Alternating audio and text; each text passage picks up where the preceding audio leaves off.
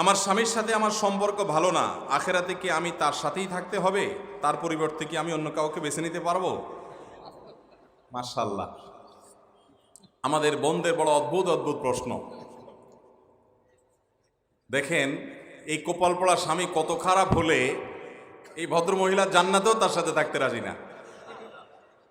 আহা, পুরুষরা সব সোজা হয়ে যান, বেশি বেলায়েন হবেন, এই মহিলা বদদোয়া শুরু করে দিবে, আল্লাহ এই অমানুষের সাথে জান্নাতে আমি থাকতে চাই না।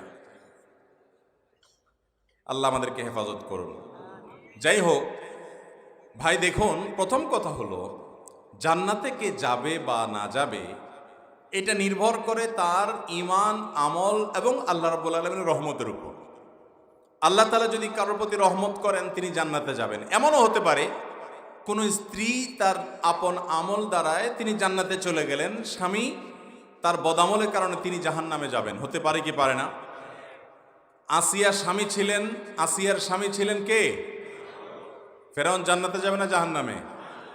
আর আসিয়া, দুইজনের সংবাদই কোরআনে আল্লাহ তাআলা জানাই দিয়েছেন, যে জান্নাতে যাবে তার সুসংবাদও জানাই দিয়েছেন, আর যে জাহান্নামে যাবে তার কথাও বলে দিয়েছেন আল্লাহ তাআলা।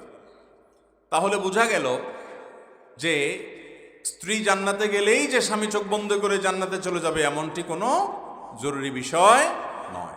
তবে এটা ঠিক যে স্বামী স্ত্রী একে অন্যের সপক্ষে আল্লাহর কাছে আল্লাহর অনুমতি পেলে সুপারিশ করার সুযোগ পাবে, অন্যজনের কাছে যেরকম অন্যজনের বেলা যেরকম পাওয়া যায়, সেই হিসেবে আল্লাহ তাআলা রহমত করে মৌলিক সব বিষয়, মান, আকীদা, বিশ্বাস যদি শিরক মুক্ত থাকে, ঠিকঠাক থাকে, তাহলে সেক্ষেত্রে আল্লাহ তাআলা একজন আরেকজনের সুপারিশের মাধ্যমে আল্লাহ জান্নাত দিতেও পারেন। এটা সম্পূর্ণ আল্লাহর ইখতিয়ারাধীন বিষয়।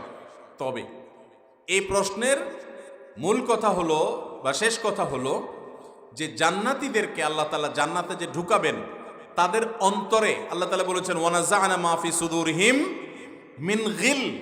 জান্নাতীদের অন্তর গিল, হিংসা, বিদ্বেষ, শত্রুতা যা আছে এগুলো সব বের করে দিয়ে তাদেরকে ফ্রেশ করে আল্লাহ জান্নাতে ঢুকাবেন।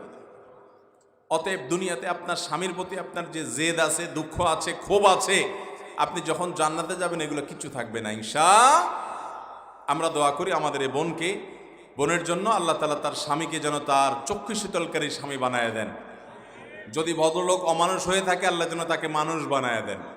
আর এই বোনটাকে যেন সবর এবং ধৈর্য ধারণ করার তৌফিক দান করেন।